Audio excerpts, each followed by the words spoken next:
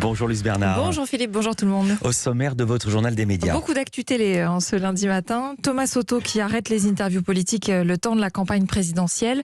2 nouveaux jurés pour la France à un incroyable talent sur M6. Un nouveau venu dans Ici tout commence sur TF1. Darius Rochebin qui lui retire sa plainte pour diffamation.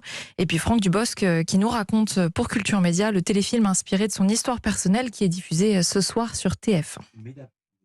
Mais d'abord, les audiences qu'ont regardé les Français hier soir. Ils ont regardé TF1, le film Rendez-vous chez les Malawa, 3 800 000 téléspectateurs, 18,5% de part d'audience. Deuxième, France 3 qui proposait une nouvelle série britannique, Manhunt, 2 900 000 téléspectateurs devant le premier épisode, 12,9% de part d'audience. Et puis troisième, du cinéma, France 2, le film Men in Black International, 2 700 000 téléspectateurs, 12,9% de part d'audience. Ce qui était intéressant, c'était le retour d'Ambition Intime hier sur M6, qui n'est donc que 4e, un petit retour, 2 170 000 téléspectateurs, 10,2% de part d'audience. C'est moins bon que les 2 précédents numéros qui avaient été diffusés en 2016 avec les candidats à la présidentielle à l'époque. Et là, en l'occurrence, il n'y avait que des candidates. Culture Média. On remonte un peu dans le temps. Quelles étaient les audiences de samedi soir, Louise ? C'était un bon week-end pour France Télévisions. Un meurtre à Marie-Galante a permis à France 3 d'être leader avec 4 400 000 téléspectateurs. Cette collection de téléfilms marche toujours aussi bien et permet très souvent à la 3 d'occuper la première place du podium. France 2 n'est pas loin cette semaine grâce au match de rugby. 4 240 000 téléspectateurs devant France-Argentine. Et puis 3e place pour TF1 qui proposait le 2e prime anniversaire de la Starac qui avait cartonné la semaine dernière. Beaucoup moins suivi cette semaine. 3 millions de téléspectateurs, c'est 1 200 000 de moins que l'émission précédente. On passe à vendredi soir, qu'ont regardé les Français cette fois. France 2 en forme, avec Capitaine Marlowe qui était pourtant en rediffusion. 5 100 000 téléspectateurs quand même, loin devant TF1 et Danse avec les stars. 3 200 000 téléspectateurs en baisse cette semaine, mais bon, c'est le 8e prime de la 11e saison. Et puis M6 plus en forme que d'habitude avec 2 330 000 téléspectateurs grâce à une programmation différente. La chaîne proposait l'émission Cauchemar en cuisine cette semaine et non pas NCIS Enquête spéciale parce qu'elle avait diffusé la fin de la saison 18 la semaine précédente.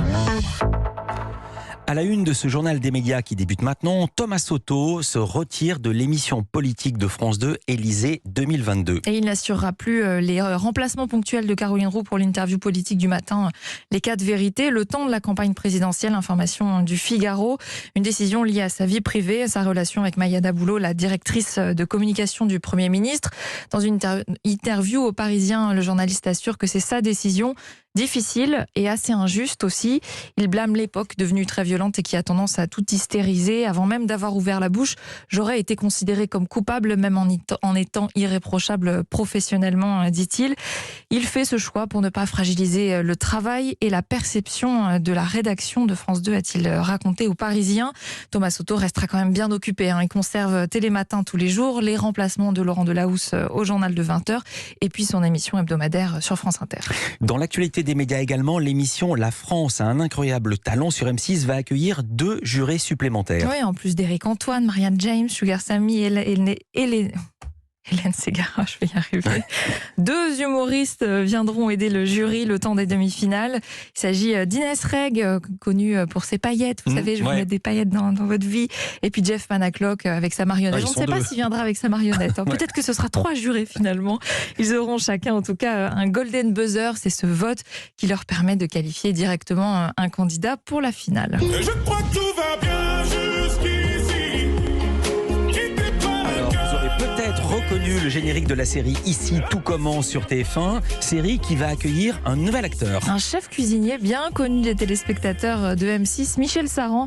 À défaut d'être juré dans la nouvelle saison de Top Chef, il a été écarté de l'émission. Il va jouer le rôle d'un juré dans la série de TF1, son propre rôle en fait.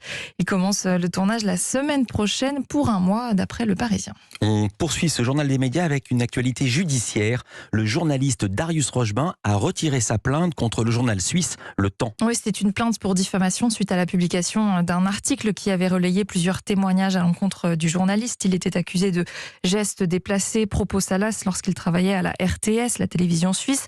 Darius Rochebin avait contesté les faits et porté plainte pour diffamation. Donc, en France, il avait d'ailleurs été écarté de l'antenne de LCI le temps que les enquêtes externes commandées par la RTS soient menées, enquête qu'il avait dédouanée. Alors pourquoi retirer cette plainte en diffamation ? Selon la presse suisse et l'avocat de Darius Rochebin, un accord aura été trouvé entre Le Temps et le journaliste avec une indemnisation à la clé, ce que nie Le Quotidien. Sur son site internet, Le Temps écrit n'être pas partie à l'accord relayé par les médias, ne pas en connaître la teneur. L'article en question demeure inchangé, écrit le journal qui rappelle qu'il a été récompensé par 2 Swiss Press Awards.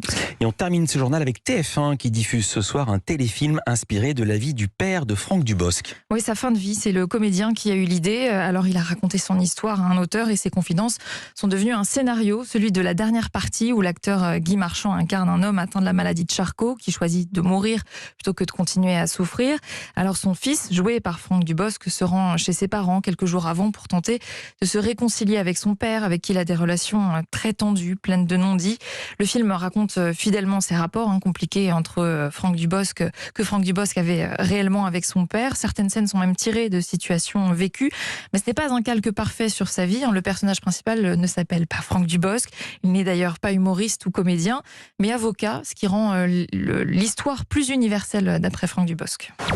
C'est l'auteur à qui j'en ai parlé qui, lui, est parti sur un avocat. Je trouvais ça très bien parce que ça s'éloignait de moi. Moi, je voulais pas en faire quelque chose d'autobiographique à 100%, effectivement, par pudeur. Pas par pudeur pour le jouer, mais par pudeur pour le spectateur. J'avais pas envie de dire, regardez. Je voulais que ce soit généralisé, la chose. L'entente entre un père et un fils, on a tous souvent eu des problèmes comme ça familiaux. Je voulais pas que ça soit le mien, mon problème à moi. Que ça parle un petit peu plus à tout le monde, que ça soit moins moi qui me regarde.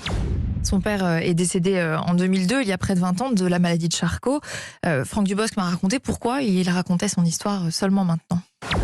Par chance, aujourd'hui, je peux un tout petit peu plus choisir ce que je fais. À une époque, j'aurais pas pu choisir. Ça aurait été difficile pour moi de dire, tiens, je vais raconter la fin de vie de mon père. Je veux dire, il y a 20 ans, personne m'aurait autorisé à faire ça. Aujourd'hui, on m'a un petit peu plus facilement autorisé. Donc il y a ça. Et puis, je pense que c'est le fait d'être devenu papa. Surtout papa de garçons qui grandissent. Pas papa de bébé, papa de petits garçons qui commencent à avoir 11, 12 ans et à qui j'ai envie de dire qu'il faut savoir se dire je t'aime avant qu'il soit trop tard. La dernière partie téléfilm avec Franck Dubosc, donc c'était son idée aussi. Guy Marchand, Macha Merrill est diffusé ce soir à 21h05 sur TF1. Merci beaucoup Louise Bernard. Toutes ces infos à retrouver dans notre newsletter média. Inscription gratuite sur europe1.fr. À demain.